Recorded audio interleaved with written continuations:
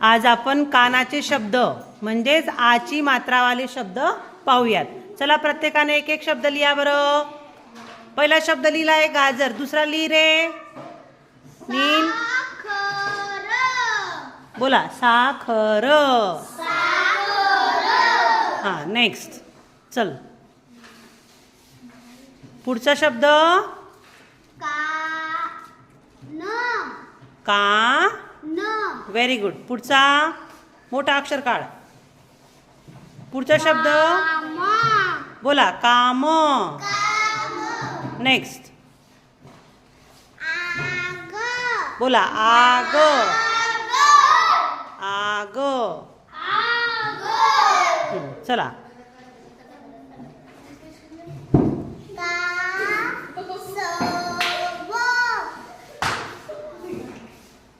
का.